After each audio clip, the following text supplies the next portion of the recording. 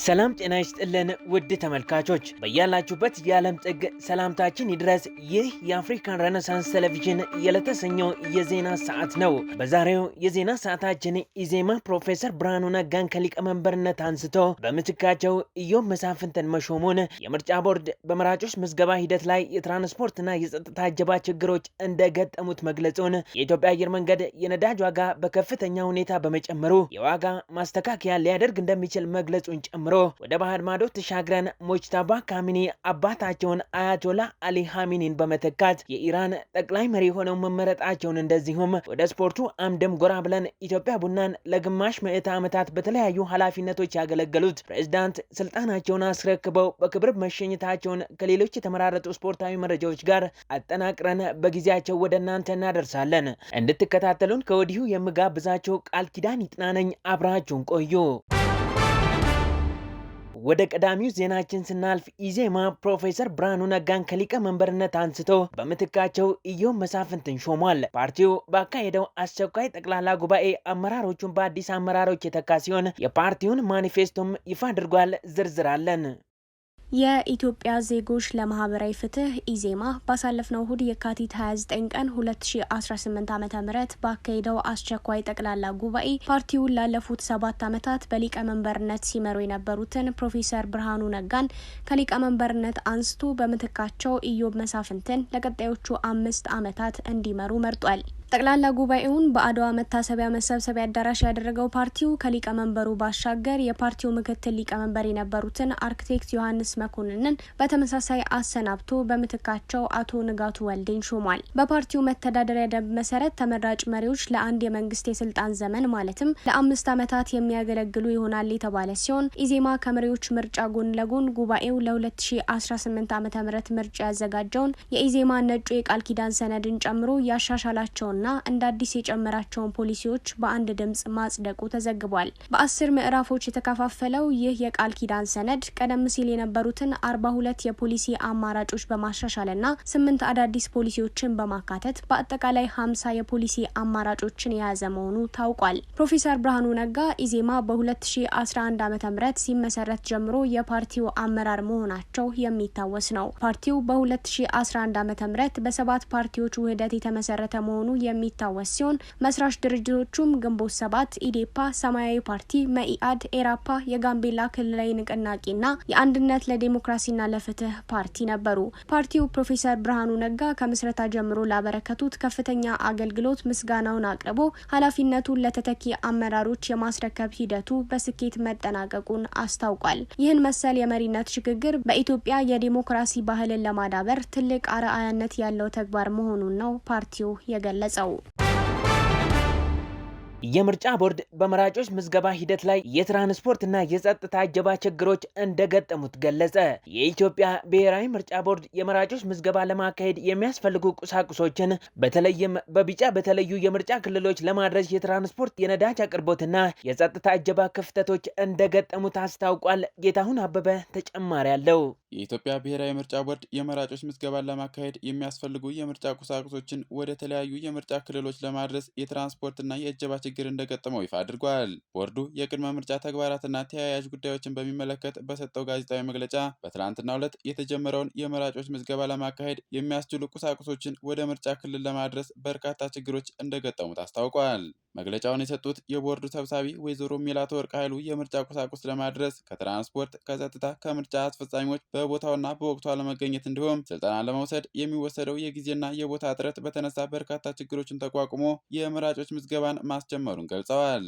ችግሮቹ በዋናነት የምርጫ ቁሳቁስ ከሚያቀርቡ የሀገር ውስጥና የውጭ ሀገር አቅራቢዎች በአየርና በመሬት የሚጓጓዙ የትራንስፖርት ድርጅቶችና የምርጫ አስፈጻሚዎች ጋር የተያያዙ መሆናቸውን በመጠቆም የተለያዩ የመንግስት ተቋማት የሚደግፉት አቅርቦት በመኖሩ በጊዜው ከመድረስ አኳያ የተወሰነ ችግር እንደገጠማቸው አስረድተዋል። ሰብሳቢዋ በመግለጫቸው እንዳመለከቱት የምርጫ ቁሳቁሶችን ከዋና መስሪያ ቤት ወደ ምርጫ ክልሎች የማድረሱ ስራ በተሳካ ሁኔታ ቢከናወንም ከምርጫ ክልል ወደ ምርጫ ጣቢያዎች ለማድረስ ግን ክፍተቶች ተፈጥረዋል። በተለይም የክልል መንግስታት ቁሳቁሶችን የማድረስ ኃላፊነት ቢኖርባቸውም ነገር ግን በቂ ትራንስፖርት ባለማቅረባቸውና ተያያዥ የነዳጅ እጥረት በመኖሩ በስራው ላይ መጓተት መፈጠሩን ጠቁመዋል። ከዚህ ባለፈም የምርጫ አስፈጻሚዎች ውል ከፈረሙ በኋላ በተጠሩበት ወቅት አለመገኘትና የስልጠና ቦታዎች እጥረት ሌላኛው የቦርዱ ፈተና ሆኖ መቆየቱ ተገልጿል።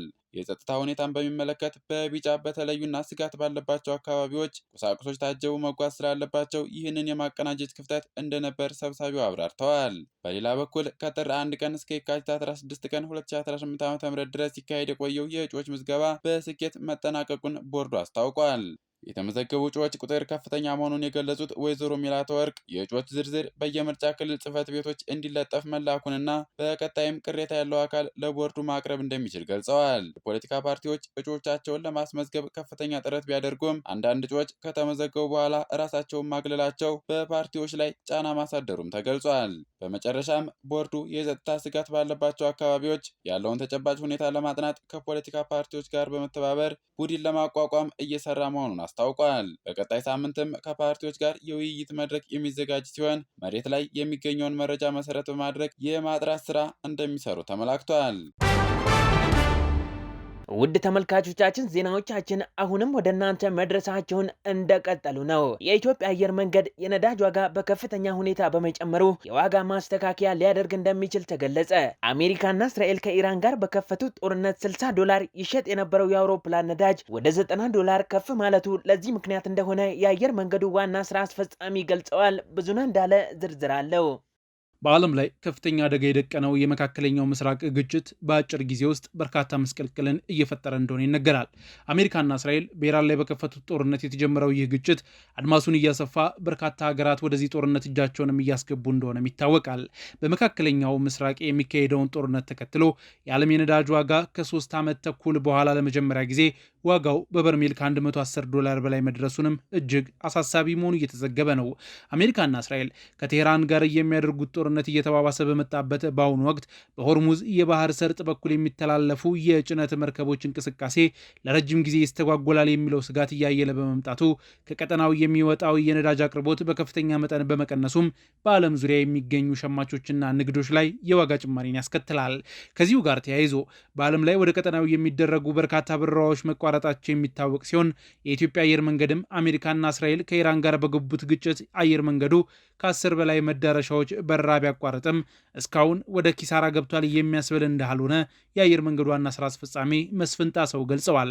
እንግዲህ እንደምታውቁት ሰሞኑን አሜሪካ እና እስራኤል ከኢራን ጋር ጦርነት ውስጥ ገብተዋል። ይህ ለበረራ ደህንነት አስቸጋሪ ስለሆነ የኢትዮጵያ አየር መንገድ በጦርነቱ ቀጠና ውስጥ ያሉ መዳረሻዎች ላይ በረራ ቆሟል። ልክ ሌሎች አየር መንገዶችም እንዳደረጉት ነው። በአሁኑ ሰዓት 10 የመካከለኛው ምስራቅ መዳረሻዎች በረራ ለጊዜው በጊዜያዊነት አቋርጠናል። እንግዲህ ይሄ በዓለም አቀፍ ደረጃ ጠቅላላ የምንበረው ወደ 140 አካባቢ መዳረሻዎች አሉ። 10ሩ ላይ ነው አሁን ያቋረጥ ነው። ይሄ በትክክል ነው። የመንገደኛ ቁጥር በተወሰነ ደረጃ ይቀንሳል። ግን ሌሎቹ ዓለም አቀፍ በረራዎች ላይ ስለምንበር አየር መንገዳችን ወደ ኪሳራ የሚያደርስ አይነት አይደለም። ሁኔታውን እየተከታተልን ነው። የግጭቱ ቀንሶ ሰላም ሲመጣ በረራዎቻችንን እንቀጥላለን። በቅርብ እየተከታተል ነው ያለን። ከዓለም የነዳጅ አቅርቦት ውስጥ 1/5 የሚሆነው አብዛኛውን ጊዜ የሚጓዘው በሆርሙዝ የባህር ሰርጥ በኩል ነው። ነገር ግን ከአንድ ሳምንት በፊት የጦርነቱ መጀመርን ተከትሎ ይህ ጠባብ መተላለፊያ ከእንቅስቃሴ ውጭ እንደሆነ ይዘገባል። በገበያ ውስጥም የሚሳተፉ በርካታ ተቋማት በዚህ ሳምንት የነዳጅ ዋጋ በበርሜል $110 እንደሚደርስ ተንብየውም ነበር። በግጭቱ ምክንያት የአውሮፕላን ነዳጅ ዋጋ በከፍተኛ ሁኔታ በመጨመሩ የኢትዮጵያ አየር መንገድም በትኬት ዋጋ ላይ ማስተካከያ ሊያደርግ እንደሚችል አቶ መስፍን ተናግረዋል። ይሄ ትክክል ነው። ግጭቱን ተከትሎ የነዳጅ ዋጋ በከፍተኛ ደረጃ እያደገ ነው የመጣው። የበርሚል ድፍድፍ ዋጋ ከጥቂት ሳምንታት በፊት በበርሚል $63-64 የነበረው አሁን 90 ቤት ገብቷል እና ትልቅ ጭማሪ ነው። ይሄ እንግዲህ አውሮፕላኖች ላይ የሚጫነው የአውሮፕላን ነዳጅ ዋጋ ላይ ጭማሪ ማምጣቱ አይቀርም። ይሄ የአየር መንገዶችን ወጪ ይጨምራል። ለአጭር ጊዜ ከሆነ ብዙ ተጽዕኖ ላያስከትል ይችላል። ግን ከተራዘመ ብዙ ተጽዕኖ አየር መንገዶች ትርፋማነት ላይ ስለሚያመጣ እንግዲህ አየር መንገዶች ደግሞ እንደዚህ ሲመጣ የሚወስዷቸው እርምጃዎች አንዳንዴ አሉ። ቲኬት ላይ የተወሰነ ዋጋ ጭማሪ ማምጣት በዛ ይቀንሱታል። ግን የአየር መንገዶችን እድገት ትርፋማነት ላይ አሉታዊ ተጽዕኖ ማምጣቱ አይቀርም። ይህ እርምጃ አየር መንገዱ በሚበርባቸው ሀገራት ጭምር ነዳጅ የሚቀዳ በመሆኑ የሚመጣውን ለውጥ ለማመጣጠን እንደሆነ የገለጹት አቶ መስፍን የኢትዮጵያ አየር መንገድ ዓለም አቀፍ የሴቶች ቀንን በማስመልከት በ8 ሀገራት በሴቶች ብቻ የሚመራ በረራ እንደሚያደርግ ባስታወቁበት ወቅት ነው። አየር መንገዱ በትላንትናው ዕለት ወደ ካይሮ፣ ጅቡቲ፣ ናይሮቢ፣ ፍራንክፈርት፣ አክራ፣ ሙምባይ፣ ዊንድሆክ እና በሀገር ውስጥ በረራ ደግሞ ወደ ድሬዳዋ በድምሩ 8 በረራዎችን በሴቶች ብቻ አከናውኗል። አየር መንገዱ የሴቶች ቀንን በማስመልከት ከ2007 ዓ.ም ጀምሮ በየዓመቱ በሴቶች ብቻ የሚመራ በረራ ሲያደርግ የቆየ ሲሆን ይህ የአሁኑ የ8ኛ ጊዜ በረራ መሆኑም ተገልጿል። በህገወጥ አዘዋዋሪዎች ስር የነበሩ 66 ኢትዮጵያውያንን ማትረፉን የኬንያ ፖሊስ ገለጸ። የኬንያ ፖሊስ በናይሮቢ አምባካሲ በተባለ አካባቢ ባከናወነው ድንገተኛ ፍተሻ በህገወጥ የሰዎች አዘዋዋሪዎች ተይዘው በአንድ መኖሪያ ቤት ውስጥ ታጉረው የነበሩ 70 ሰዎችን ማግኘቱን አስታውቋል። ሩሃ ግርማ ተጨማሪ አላት። በኬንያ በህገወጥ መንገድ ከሚንቀሳቀሱና በቁጥጥር ስር ከሚውሉ ስደተኞች መካከል ከ70% በላይ የሚሆኑት ኢትዮጵያውያን መሆናቸውን መረጃዎች ያመላክታሉ። እነዚህ ስደተኞች በአብዛኛው ወደ ደቡብ አፍሪካ ለመሻገር የሚሞክሩ ወጣቶች ሲሆኑ በተለይም የኢኮኖሚያዊ ችግሮችን በመሸሽ ወደዚያ እንደሚጓዙ ይነገራል። በዚህም የኬንያ ፖሊስ በናይሮቢ ዳርቻ በሚገኝ አንድ መኖሪያ ቤት ውስጥ በህገወጥ የሰው አጋቾች ታግተው የነበሩ 70 የውጭ ሀገር ዜጎችን ነጻ ማውጣቱን አስታውቋል። እንደ ፖሊስ መግለጫ ከሆነ ነጻ ከወጡት መካከል 66ቱ ኢትዮጵያውያን ሲሆኑ ቀሪዎቹ 4ቱ ደግሞ ኤርትራውያን ናቸው። እነዚህ ስደተኞች በናይሮቢ አቅራቢያ በሚገኘው የሩዋይ አካባቢ በአንድ ቤት ውስጥ ተቆልፎባቸው መገኘታቸውን ፖሊስ በኤክስ ገጹ ባወጣው መረጃ አስነብቧል። ተጎጂዎች ለፖሊስ እንደተናገሩት ከሀገራቸው የወጡት በተለያዩ ችግሮች ምክንያት ሲሆን የተሻለ የስራ ዕድል ፍለጋ ወደ ደቡብ አፍሪካ ለመጓዝ በማቀድ ላይ ያሉ በአጋቾች እጅ መውደቃቸውን ገልጸዋል። የኬንያ የጸጥታ አካላት በወንጀሉ ላይ ተሳትፎ አላቸው የተባሉ ተጠርጣሪዎችን በቁጥጥር ስር ለማዋል ምርመራ እያደረጉ መሆኑን ገልጸው በድንበር አካባቢ የሚስተዋሉ ህገወጥ የሰው ዝውውር ተግባራት ለመከላከል ጥረታቸውን እንደሚቀጥሉም አስታውቀዋል። በዚህም እስካሁን በህገወጥ የሰው ዝውውር የተጠረጠረ አንድ ግለሰብ በቁጥጥር ስር መዋሉም ተነግሯል። ይህ ክስተት በምስራቅ አፍሪካ በኩል የሚደረገው ህገወጥ ስደት አሁንም ለዜጎች ህይወት አደገኛ መሆኑን በድጋሚ አመላክቷል። ኬንያ ለኢትዮጵያውያን ስደተኞች ወደ ደቡብ አፍሪካ ለሚደረግ ህገወጥ ጉዞ እንደ ዋና መሸጋገሪያ ኮሪደር የምታገለግል ሲሆን መሰል ክስተቶች በተደጋጋሚ ሪፖርት መደረጉ ይታወሳል። ከባህር ማዶ ወደ መረጥንላችሁ መረጃ ስናልፍ ሙጅተባ ሐሚኒ አባታቸውን አያቶላ አሊ ሐሚኒ በመተካት የኢራን ጠቅላይ መሪ ሆነው ተመርጠዋል። በዩናይትድ ስቴትስና እስራኤል ጥቃት የተገደሉትን የኢራን አድራጊ ፈጣሪ የሚባሉትን አያቶላ አሊ ሁሴን ኻሜኒን በመተካት 88 አባላት ባሉት የሊቃውንት ጉባኤ ተመርጠው ወደ ዙፋኑ የመጡት የ56 ዓመቱ ሙጅተባ ሐሚኒ ወደ ስልጣን መምጣት ከ1979 አብዮት በኋላ የአገሪቱ ከፍተኛ ስልጣን ከአባት ወደ ልጅ የተላለፈበት የመጀመሪያው አጋጣሚ ሆኖ ተመዝግቧል። ሙጅተባ ስልጣኑን የተረከቡት የአሜሪካው ፕሬዝዳንት ዶናልድ ትራምፕ እርሳቸው እንዲሾሙ እንደማይፈልጉ እየተናገሩ ባሉበት ወቅት ከመሆኑም በላይ ትራምፕ የሙጅተባ መመረጥ ተቀባይነት የሌለው ነው ያሉ ሲሆን ምርጫው ይፋ ከሆነ በኋላ ደስተኛ ለመሆናቸውን እንደገለጹም ጭምር ተዘግቧል። እስራኤልም ብትሆን ስልጣኑን የሚረከበውን ሰው የጥቃት ኢላማ እንደምታደርግ መዛቱ የተነገረ ሲሆን የሚበጃትን መሪ መምረጥ የኢራን የውስጥ ጉዳይ ነው በማለት ማንኛውም አይነት ጣልቃ ገብነት ተቀባይነት እንደሌለው ቻይና በፊናዋ አስታውቃለች። 190 ሺህ በላይ ወታደሮች እንዳሉት የሚታመነውና የራሱን የምድር የባህርና የአየር ኃይል ማጠናከሩ የሚነገርለት የኢራን አብዮታዊ ዘብ በበኩሉ ከአዲሱ የኢራን አድራጊ ፈጣሪ የሚመጡ ትዕዛዞችን ያለምንም ማመንታት ለመቀበልና ለመፈጸም ዝግጁ መሆኑን ያስታወቀ ሲሆን አባላቱ ለጠቅላይ መሪው ራሳቸውን መስዋዕት ለማድረግ ዝግጁ መሆናቸውን አረጋግጧል። በዚህ ሁኔታ ውስጥ የጠቅላይ መሪነቱን ስልጣን የተረከቡት የ56 ዓመቱ ሙጅተባ ከአባታቸው በተቃራኒ ብዙም እይታ ውስጥ የገባ ህይወት የሌላቸው ሲሆን ከስድስቱ የሐሚኒ ልጆችም ሁለተኛው ናቸው። ሙጅተባ በኢራን የስልጣን ተዋረድ ውስጥ በመካከለኛ ደረጃ ላይ ያሉ ሃይማኖታዊ መሪ በመሆናቸው ጠቅላይ መሪ ሆነው ለመመረጥ ያላቸውን እድል ሊያደናቅፈው ይችላል የሚል ግምት ሲንሸራሸር የሰነበተ ቢሆንም ከቅርብ ቀናት ወዲህ ግን ለኢራን አስተዳደር ቅርበት ያላቸው አንዳንድ የመገናኛ ብዙሃን ተቋማትና ባለስልጣናት ሙጅተባ ሐሚኒን አያቶላ በማለት በከፍተኛው የሃይማኖት ማዕረግ መጥራት መጀመራቸውን የተነገረው ብዙዎች የሙጅተባ ሹመት የአባታቸውን ጠንካራ ፖሊሲ እንዲያስቀጥሉ ያደርጋቸዋል የሚል እምነት ሲኖራቸው፣ አንዳንዶች ደግሞ አባታቸውን እናታቸውንና ባለቤታቸውን በአሜሪካና በእስራኤል ጥቃት ያጡት ሰው ለምዕራባውያን እንደማይንበረከኩ ቢተማመኑም ከዩናይትድ ስቴትስና እስራኤል የጥቃት ኢላማ ሰለባነት ማምለጥን ጨምሮ የኢራን ኢስላማዊ ሪፐብሊክን ህልውና ማረጋገጥና አገሪቱን ከፖለቲካዊና ኢኮኖሚያዊ ውድቀት ለማዳን ትክክለኛው ሰው መሆን አለመሆናቸውን ማስመስከር የሚጠብቃቸው ከባዱ የቤት ስራ ነው ተብሏል። ይህ በእንዲህ እንዳለ እስራኤልና ኢራን የነዳጅ መሰረተ ልማቶችን ኢላማ ያደረገ የአየር ጥቃት መለዋወጣቸውን ተከትሎ በእስራኤልና በኢራን መካከል ያለው ወታደራዊ ውጥረት ወደ አዲስ ምዕራፍ መሸጋገሩ የተገለጸ ሲሆን ሁለቱ ሀገራት የኢኮኖሚ አውታር የሆኑ የነዳጅ ማዕከላትን ኢላማ ማድረጋቸው በመካከለኛው ምስራቅ ያለውን መስቀልቅል ይበልጥ አባብሶታል። ክቡራን ተመልካቾቻችን በመጨረሻም ወደ ስፖርታዊ መረጃዎቻችን እንሸጋግራለን። ኢትዮጵያ ቡናን ለግማሽ ምዕተ ዓመታት በተለያዩ ኃላፊነቶች ያገለገሉት ፕሬዝዳንት ስልጣናቸውን አስረክበው በክብር መሸኘታቸውን ጨምሮ የተለያዩ ስፖርታዊ መረጃዎችን ወደ እናንተ እናደርሳለን። ስፖርታዊ መረጃዎቹ በባልደረባችን ዮናስ ግርማ ወደ እናንተ ይደርሳሉ። ከመረጃዎቹ ጋር መልካም ቆይታ።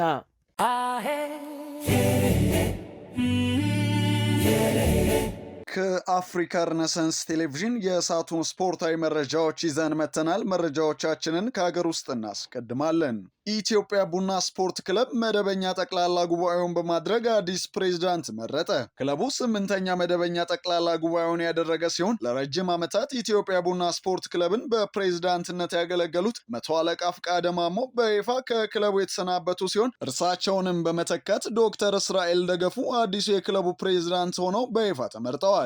በጠቅላላ ጉባኤው ከተደረጉ መሰናዶች መካከል የበርካቶችን ትኩረት ሳበው ላለፉት 50 ዓመታት ገደማ ቡናማዎችን በተለያዩ ኃላፊነቶች ያገለገሉት በበርካታ የክለቡ ደጋፊዎች ዘንድ ቼንቶ በሚል ቅጽል ስም የሚጠሩት መቶ አለቃ ፍቃደ ማሞ ከፕሬዝዳንትነታቸው መሰናበታቸው ሲሆን ብዙዎች ኢትዮጵያ ቡናን ከምንም አንስቶ የእልፍ ደጋፊዎች ባለቤትና በአገሪቱ ከሚገኙ ተወዳጅ ክለቦች መካከል አንደኛው እንዲሆን ጠፍጥፈው ሰርተዋል በማለት ያሞካሻቸዋል። ለዚህም የካምቦሎጆ አድማቂዎች ምስክር ናቸው።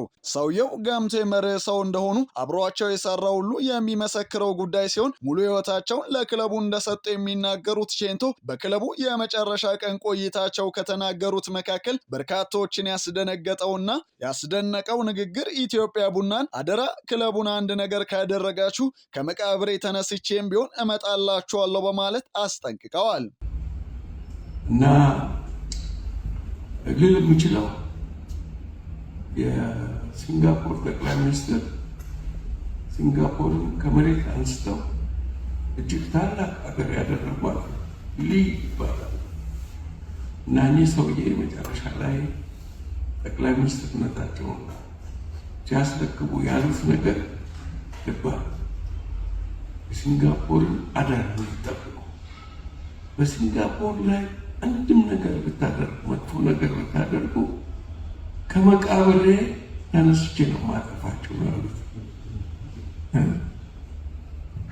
እንግዲህ ከመቃብር ተነስቶ መቆጣጠር የሚቻል ከሆነ እኔም ኢትዮጵያ ቡና ስፖርት ክለብን ከመቃብር ተነስቼ ኢትዮጵያ ቡና ስፖርት ክለብ በጠንካራ እጆች ላይ በመውደቁ ከሁሉም በላይ ደስታ ይሰማኛል ያሉት የቀድሞ ፕሬዝዳንቱ አያይዘው ኢትዮጵያ ቡናን በመሪነት በያዝኩባቸው በእነዚህ ዓመታት ካለኝ ባህሪ አንጻር የሰዎችን ሀሳብ አልሰማም በማለት ብዙ ሰዎችን አስከፍቼ ያውቃለሁ። በተለይ ለኢትዮጵያ ቡና ደጋፊዎች ላጠፋሁት ጥፋት ሁሉ ይቅርታ ጠይቃለሁ በማለት ንግግራቸውን አጠቃለዋል። በዕለቱ የተገኙት የጠቅላላ ጉባኤ አባላትም መቶ አለቃ ፍቃደ ማሞ ኢትዮጵያ ቡናን እዚህ እንዲደርስ ለከፈሉት ዋጋ እውቅናን በመስጠት በታላቅ ክብርና ምስጋና ሸኝቷቸዋል። አዲሱ የክለቡ ፕሬዝዳንት ዶክተር እስራኤል ደገፉ ኢትዮጵያ ቡናን አሁን ካለበት የፋይናንስ ችግር በቶሎ ያወጡታል ተብሎ በጉባኤው አባላት በከፍተኛ ሁኔታ የታመነባቸው ሲሆን በሀገሪቱ ውስጥ ካሉ 5 ቡና ላኪ ባለሀብቶች መካከል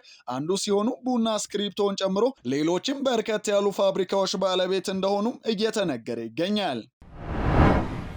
የ23ኛን ሳምንት የኢትዮጵያ ፕሪሚየር ሊግ ጨዋታዎች ትላንት ሲጀምሩ ሁለቱ ቡናዎች ሽንፈት አስተናግደዋል። በ23ኛ ሳምንት የሲቢ ኢትዮጵያ ፕሪሚየር ሊግ ቀዳሚ ጨዋታ ሸገር ከተማ ቅዱስ ጊዮርጊስን 1-0 በማሸነፍ ነጥቡንም ደረጃውንም ማሻሻል ችሏል።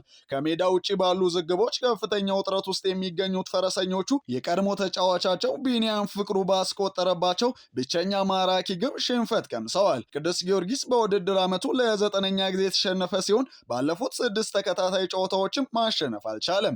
በሊጉ የደረጃ ሰንጠረዥም በ25 ነጥቦች 14ኛ ደረጃ ላይም ለመቀመጥ ተገዷል። በሌላ በኩል ከጨዋታው ሙሉ 3 ነጥብ ያገኘው ሸገር ከተማ በ27 ነጥብ ወደ 11ኛ ደረጃ ከፍ ማለት ችሏል። በተመሳሳይ ሰዓት በአዳማ ሳይንስና ቴክኖሎጂ ሜዳ በተደረገ ጨዋታ መቻል ከወልዋሎ አዲግራት ዩኒቨርሲቲ ጋር ተገናኝተው ያለምንም ግብ 0-0 በሆነ ውጤት መለያየት ችለዋል። በሁለተኛው ዙር ተሻሽለው ከመጡት ክለቦች መካከል አንዱ የሆነው ወልዋሎ አዲግራት ዩኒቨርሲቲ የትላንቱን ውጤት ተከትሎ ያለመሸነፍ ግስጋሴውን ማስቀጠል ችሏል። ምሽት 12 ሰዓት ላይ በተደረጉ 2 ጨዋታዎች ሁለቱ ቡናዎች ሽንፈት ቀምሰዋል። የሊጉን መሪ ሲዳማ ቡናን ከጦና ንቦች ያገናኘው ጨዋታ በወላይታ ዲቻ አሸናፊነት 3-1 በሆነ ውጤት መጠናቀቅ ችሏል። ከ17 ሚሊዮን ብር በላይ ገንዘብ አውጥተው አቤል ያለውና ሱራፌል ዳኛቸውን ያስፈረሙት አሊቶቹ በጦና ንቦቹ ሲነደፉ አምሽተዋል። በአሰልጣኝ መሳይ ተፈሪ የተመሩ በሁለተኛው ዙር እስካሁን ሽንፈት ያልቀመሱትን ወላይታ ዲቻዎችን አሸናፊ ያደረጉ ግቦች ኪዳን ያስፋ፣ መልካሙ ቦጋለና ያሬድ ዳርዛ ማስቆጠር ሲችሉ በቅርቡ ከቅዱስ ጊዮርጊስ ወደ ሲዳማ ቡና ያመራው አቤል ያለው የሲዳማ ቡናን ማስተዛዘኛ 1 ግብ ማስቆጠር ችሏል። ውጤቱን ተከትሎ በውድድር ዓመቱ ለ3ኛ ጊዜ የተሸነፈው ሲዳማ ቡና የሊጉን መሪነት የሚያጠናክርበትን አጋጣሚ ሳይጠቀምበትም ቀርቷል። በሌላ ጨዋታ ኢትዮ ኤሌክትሪክ ኢትዮጵያ ቡናን 2-1 በሆነ ውጤት ማሸነፍ ችሏል። ናትናኤል ዱባልና ፓትሪክ ሲቦማና የኢትዮ ኤሌክትሪክን ማሸነፊያ ግቦች ማስቆጠር ችሏል። ሐምዛ ሱልጣን ኢትዮጵያ ቡናን ከሽንፈት ያልታደገች ብቸኛ ግብ ማስቆጠር ችሏል። ላለፉት 3 ተከታታይ ጨዋታዎች ማሸነፍ የቻለው ኢትዮጵያ ቡና ዘንድሮ በኢትዮ ኤሌክትሪክ በዓመቱ ለሁለተኛ ጊዜም የተሸነፈበት ውጤት ሆኖ ተመዝግበዋል። ነገም የሊጉ ጨዋታዎች ሲቀጥሉ አርባ ምንጭ ከተማ ከአዳማ ከተማና ሐዋሳ ከተማ ከመቀለ ሰባ እንደርታ ጋር የሚገናኙ ይሆናል። በዓለማችን ታላቅ ከሚባሉት ደርቢዎች መካከል የሆነው ኦልድ ፊርም ደርቢ ትላንት መከናወን ችሏል። የግላስኮው ከተማ በሁለቱ ታላላቅ ተቀናቃኞች ሴልቲክ እና ሬንጀርስ ለአስጨራሽ ፍልሚያ ስትናወጥ የሰነበተች ሲሆን 451ኛው የደርቢ ጨዋታም በውጥረት ተጠናቋል። በታሪካዊው አይብሮክስ ስታዲየም ለስኮትላንድ ዋንጫ የሩብ ፍጻሜ ጨዋታ የተገናኙት ሁለቱ ባላንጣዎች በሜዳ ላይ በነበራቸው ብርቱ ፉክክር መደበኛ የጨዋታ ክፍለ ጊዜ 0-0 የተጠናቀቀ ሲሆን ሴልቲክ በመለያ ምት በማሸነፍ ወደ ቀጣዩ ዙር ማለፉን አረጋግጧል። ውጥረቱ በከፍተኛ ሁኔታ ይሎ ወደ መለያ ምት ሲያመራ የሴልቲኩ ቶማስ ሲቫንካራ የመጨረሻውንና ወሳኛውን የድል ኳስ ከመረብ ጋር ሲያገናኛት ግን በስታዲየሙ የነበረው የእግር ኳስ ድባብ በቅጽበት ወደ ነውጥ ተቀይሯል። ሴልቲክ ሬንጀርስን በመለያ ምት 4-2 በመርታት የግማሽ ፍጻሜ ትኬቱን መቁረጡን ተከትሎ የሰሜን ግላስኮው ደጋፊዎች በደስታ ወደ ሜዳው መፍሰስ ጀመሩ። ይህ ድል ግን በሽንፈት ለቆሰሉት የሬንጀርስ ደጋፊዎች ልዋጥላቸው የሚችል ጉዳይ ባለመሆኑ በቁጣ ወደ ሜዳ የገቡት የሬንጀርስ ደጋፊዎች ከሴልቲክ ደጋፊዎች ጋር ፍጥጫ ውስጥ በመግባታቸው አስደሳቸው የእግር ኳስ ድባብ ወደ ግጭት እና ውከት መቀየር ችሏል። ሁለቱን ወገኖች ለማረጋጋትና ሰላም ለማስፈን ፖሊሶች ከፍተኛ ጥረት ሲያደርጉ የታዩ ሲሆን ይህም ግርግር በቀጣይ በሚደረጉ የደርቢ ፍልሚያዎች ላይ የሚገቡ የደጋፊዎችን ቁጥር ከወዲሁ ጥያቄ ውስጥ እንዲገባ አድርገዋል። ምንም እንኳን ሴልቲክ ወደ ቀጣዩ ዙር ማለፉን ቢያረጋግጥም ጨዋታው እንዲህ ባለው ትርምስ መጠናቀቁ በስኮትላንድ እግር ኳስ ዘንድ ትልቅ መነጋገሪያ ሆኗል። በእግር ኳስ የደስታ ስሜት ተጀምሮ በከፍተኛ የአመፅ ውጥረት የታጀበው የ451ኛው የኦልድ ፊርም ደርቢ በድልና በውከት መካከል ባለ ስሜት ፍጻሜውን አግኝቷል።